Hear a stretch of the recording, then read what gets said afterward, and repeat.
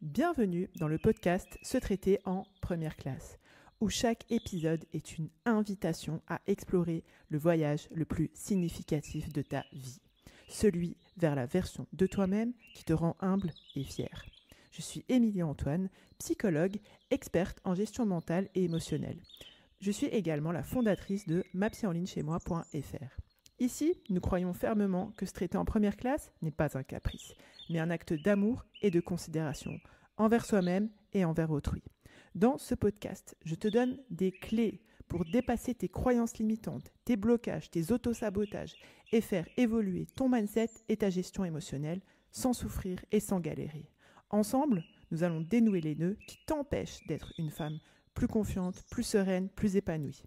Avec ma méthode innovante, testée et approuvée, qui allie la profondeur de la psychologie, un coaching de déclic impactant, garantie sans blabla, new age sectaire ésotérique, je t'apprends et t'accompagne pour que tu puisses développer une relation saine et authentique avec toi-même et avec les autres. Se traiter en première classe commence maintenant. Bienvenue dans l'épisode 89 de l'émission Se traiter en première classe. Je commence par souhaiter une bonne fête de l'Aïd à toutes les personnes concernées, et même si tu n'es pas concerné, eh bien Aïd Moubarak à toi aussi. Aujourd'hui, on va discuter de la distinction entre le fait de s'entendre et le fait de s'écouter. Alors, je ne parle pas du fait, je ne vais pas adresser le fait de s'entendre avec les autres ou d'écouter les autres, mais bien de cette disposition vis-à-vis de soi. Et je vais en profiter justement pour rebondir sur un exemple complètement issu du contexte actuel. Donc, imagine, tu fais une fête de l'Aïd, tu invites des gens chez toi, ta famille, tes amis, etc. Tu les entends, tu sais qu'ils sont présents, que ces personnes-là sont présentes, et puis ils font du bruit, d'accord ? Tu les reconnais, ils sont là, tu les reconnais. Et imagine que donc ces personnes sont là, tu les reconnais, tu sais qu'elles sont présentes, mais tu t'engages pas, tu les calcules pas, tu discutes pas avec elles, tu t'engages pas vraiment avec elles, d'accord ? Ça c'est s'entendre, ok ? Et de l'autre côté, s'écouter, c'est, eh bien, ces personnes, tu sais qu'elles sont là, tu commences d'abord par les entendre, mais tu t'assois à côté d'elles. D'accord ? Tu t'assois à côté d'elles, tu commences à discuter, tu essaies de les comprendre, tu as de la curiosité pour ce qui se passe.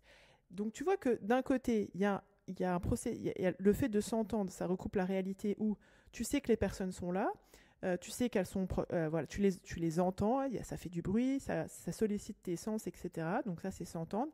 S'écouter, c'est un processus actif où tu accordes de l'attention, en fait, de la curiosité et même de la compassion, d'accord ? Où tu fais preuve d'humanité, entre guillemets.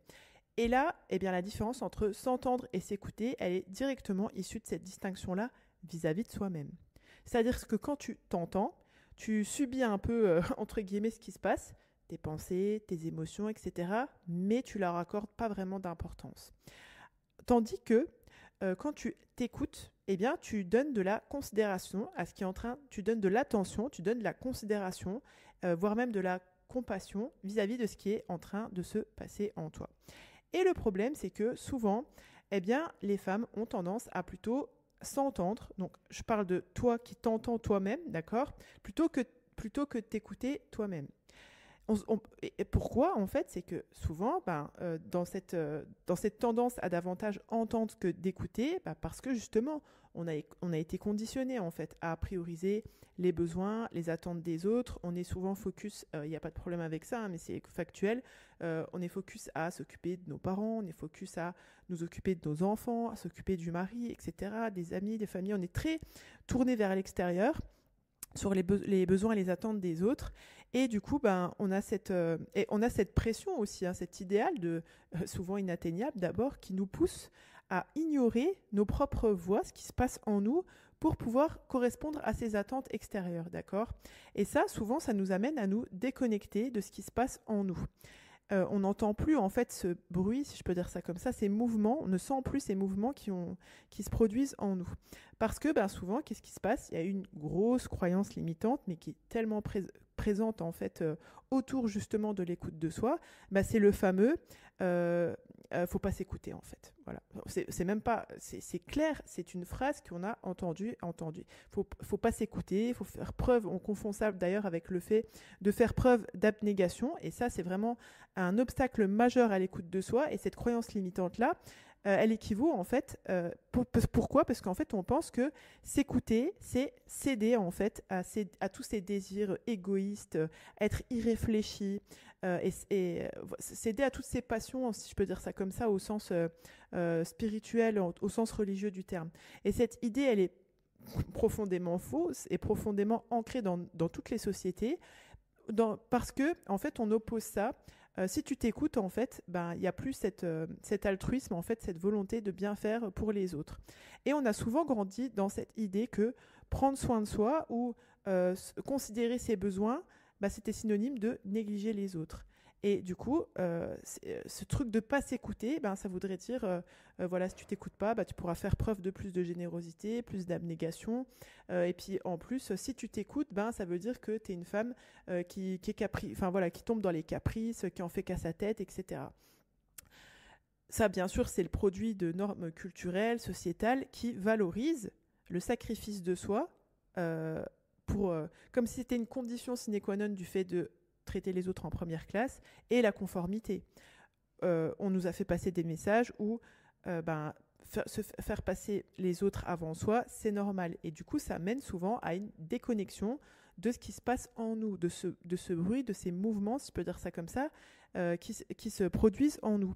Et ça, qu'est-ce que ça donne sur le long terme? Souvent, une espèce de perte d'identité, si je peux dire ça comme ça, parce qu'on se définit souvent par rapport aux attentes des autres plutôt qu'à nos propres valeurs. Et ça c'est là où le bas blesse, si je peux dire ça comme ça. Et souvent, qu'est-ce qui se passe quand tu fais toujours...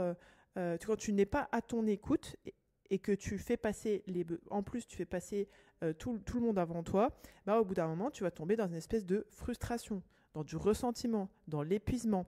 Parce que du coup, tu dépenses toute ton énergie. Non seulement tu ne t'écoutes pas, mais au sens vraiment, tu n'écoutes ta personne, en fait, pas au sens capricieux du terme, si je peux dire ça comme ça. Tu n'écoutes pas les signaux tant mentaux que émotionnels que physiques, parce que tu es trop concentré à essayer de plaire à tout le monde, sauf entre guillemets à toi-même. Et ça, cette croyance-là, elle nous empêche en fait de connecter vraiment avec nous-mêmes et avec les autres, parce que je pense que quand on est dans le mouvement de vouloir prendre soin des autres en s'étouffant soi-même, au bout d'un moment, ça sature. Pourquoi vous croyez qu'il y a autant de dépression? Pourquoi vous pensez qu'il y a autant de burn-out, que ce soit des burn-out professionnels ou des burn-out personnels, j'ai vu ça, ou maternels? Parce que en fait, il y a cet étouffement, en fait, cette incapacité, je peux dire ça comme ça, des femmes à dépasser justement cette croyance limitante pour pouvoir développer un rapport à soi qui est sain en fait, et qui permet justement de toujours rester en cohérence avec cette valeur de l'altruisme, de la générosité, parce que je ne suis pas du tout en train de promouvoir l'idée, l'image, l'idéal, si je peux dire ça comme ça, d'une femme qui est uniquement centrée sur elle, etc. Pas du tout. Là, l'idée, c'est plutôt que de reconnaître que le fait de s'écouter, c'est pas un acte d'égoïsme. Parce que s'écouter, être, juste honorer sa dignité, j'ai envie de dire, c'est une chose. L'égoïsme, c'est ne penser qu'à soi, d'accord? Donc s'écouter, répondre à ses besoins, c'est une chose. L'égoïsme, c'est une chose qui est bien différente, d'accord?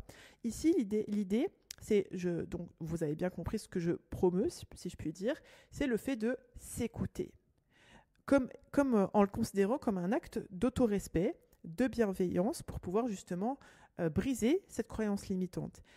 Pourquoi? Parce que quand tu t'écoutes, ça te permet de prendre des décisions qui sont beaucoup plus réfléchies, et ça vient complètement bousculer cette idée que quand tu t'écoutes, t'en fais qu'à ta tête, tu prends des décisions qui sont irraisonnables, je crois, qui sont pas raisonnables, et alors que la vision du fait de s'écouter, c'est vraiment quelque chose qui permet d'écouter, être à l'écoute de ce qui se passe en nous, en fait, de prendre des décisions qui sont beaucoup plus réfléchies, intentionnelles, pragmatiques, en harmonie avec nos valeurs profondes. Et forcément, ça mène à une vie qui est beaucoup plus équilibrée, beaucoup plus épanouissante, j'ai envie de dire beaucoup plus efficace même. Ça nous permet en fait d'être beaucoup plus présente pour nous-mêmes et après d'être beaucoup plus présente, d'être présente en fait d'une manière qui est beaucoup plus qualitative pour les autres en fait. Je pense que c'est vraiment une des clés qui nous permet justement d'être dans le don vis-à-vis des autres, mais d'une manière vraiment authentique, d'une manière qui est vraiment sincère et qui n'est pas juste basée sur la peur d'être rejeté, la peur d'être abandonné, qui au final, est-ce que ce n'est pas en fait là où vraiment on tombe dans une espèce d'égoïsme, c'est-à-dire qu'on ramène tout à soi quand on se positionne vis-à-vis des autres, vis-à-vis de nos peurs en fait, d'être abandonné ou d'être rejeté en l'occurrence. S'écouter, je pense, c'est vraiment, mais s'écouter profondément en fait, pas écouter comment dirais-je, nos désirs, nos passions, etc., les caprices, etc., parce que ça nous vienne, c'est une chose, qu'on le suive, c'en est une autre. Le fait de s'écouter, mais vraiment écouter ce qui se passe en soi, le bruit entre guillemets interne, si je puis dire, nos émotions, ce que notre corps nous dit aussi, parce que souvent, on le voit bien quand on accompagne des femmes, souvent ce qui, comment dirais-je, la goutte de trop, ça se manifeste par la dépression, le burn-out, et par des maux physiques, mal au dos, mal au cervical, des problèmes aux intestins, etc. Où là, le corps en fait est en train d'exprimer que c'est trop là, il faut que tu prennes le temps de guérir en fait, de prendre soin de toi, d'avoir ce temps de convalescence, si je peux dire ça comme ça. Parce que quand on se contente en fait de juste entendre ces bruits-là, on a plus ou moins conscience de ce qui nous traverse l'esprit, si je peux dire ça comme ça. Mais quand on est juste en mode automatique, quand les pensées nous traversent comme ça, et qu'on ne développe pas de la conscience vis-à-vis de ça, le problème justement, c'est que tu vas te caler sur toutes les bêtises, entre guillemets, si je puis dire, qui vont te traverser l'esprit mais qui ne t'appartiennent pas. Et pareil, s'il n'y a pas cette considération, cette lecture intelligente, si je peux dire ça comme ça, de tout ce que tu vis dans tes émotions et dans ton corps, le résultat risque d'être le même en fait. Des décisions impulsives calées sur tes émotions, de l'auto-jugement, du dénigrement et l'ignorance en fait de qu'est-ce que ça te dit tout ça, tout ce système-là que j'ai décrit avant, tes besoins.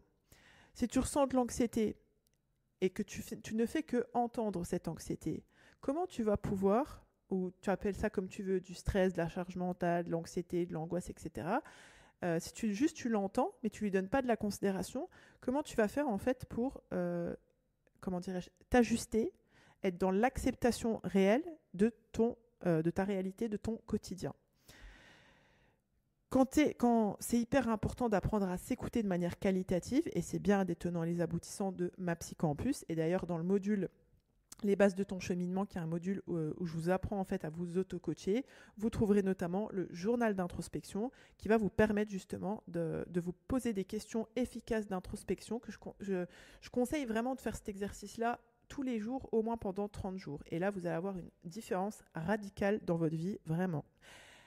Parce que quand on crée cet espace en fait justement pour les mouvements qui se passent en nous, en essayant de questionner de manière qualitative, parce que souvent, qu'est-ce qui se passe, c'est qu'on cogite, on ressasse, etc. L'énergie mentale, elle n'est pas bien adressée, si je puis dire, et ça nous cause encore plus de fatigue. Ça ajoute de l'épreuve sur l'épreuve, si je peux dire ça comme ça. Et là, l'idée, c'est vraiment de développer une écoute de soi qui est vraiment qualitative. Et pour ça, vraiment, je vous invite à rejoindre MaPsyCampus. Parce que je pense que s'écouter, vraiment, ça nous permet, apprendre à vraiment s'écouter de manière qualitative et pas juste s'entendre, de développer vraiment quelque chose d'aligné, une relation authentique et d'épanouissement avec soi-même. Vraiment, ça change la vie.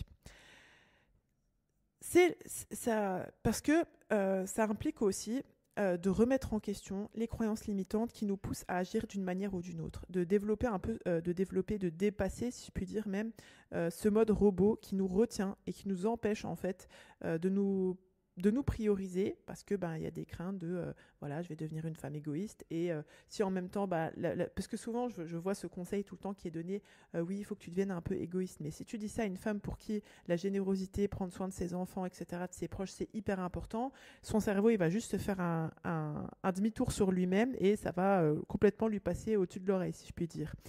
Donc c'est vraiment important en fait de comprendre pourquoi on se on se cale en fait d'une certaine manière pour pouvoir dépasser justement ces mécanismes-là d'auto-sabotage, d'accord ?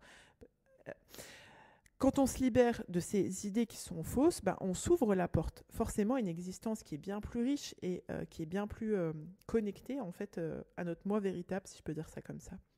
J'aimerais beaucoup avoir vos retours sur ce podcast. D'ailleurs, ce serait l'occasion d'en discuter. Je vous invite il y a un live d'introspection participatif qui est prévu pour ce 17 avril 2024 à 10h de France. Okay, donc, dans le live d'introspection, je vais vous poser quelques questions d'introspection profonde pour que vous puissiez justement apprendre à envoyer votre cerveau dans la bonne direction. On va réfléchir ensemble, on va bousculer ensemble sur le thème de la charge mentale, donc qui est totalement lié à ce podcast aujourd'hui sur le fait d'apprendre justement à s'entendre, parce que je fais à non pas seulement s'entendre mais s'écouter, parce que la charge mentale, qu'est-ce qui se passe dans la charge mentale ? Vous vous doutez bien que pourquoi on arrive à un état de charge mentale, souvent parce qu'on ne fait que s'entendre au lieu de s'écouter. Si ce podcast t'a plu et tu penses qu'il peut être utile pour une femme de ton entourage, une personne de ton entourage, eh bien n'hésite pas à le partager. Tu peux adresser une review, un commentaire, une note, m'envoyer un petit message pour me dire comment ça a résonné en toi. Je serais vraiment ravie de lire ça. Pour ce qui est du live d'introspection, tu peux te rendre sur mapsienligne-chez-moi.fr/introspection. C'est un événement qui est réservé aux femmes, donc il aura lieu le mercredi 17 avril à 10h de France.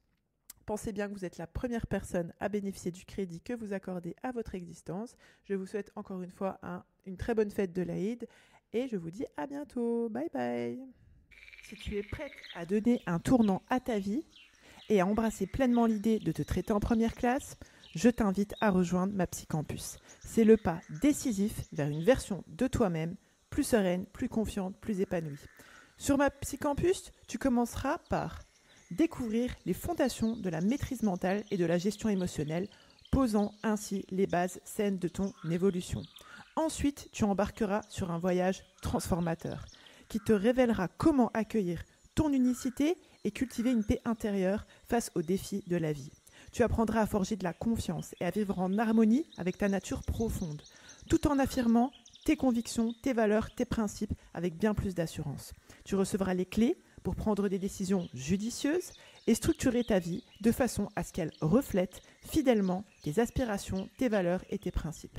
Tu seras guidé vers la maîtrise de ta sérénité intérieure et l'expression de ta grâce naturelle. Je te fournirai, étape par étape, une méthode pour devenir une femme non seulement capable d'agir conformément à ses ambitions, mais aussi de célébrer son épanouissement personnel, professionnel et spirituel.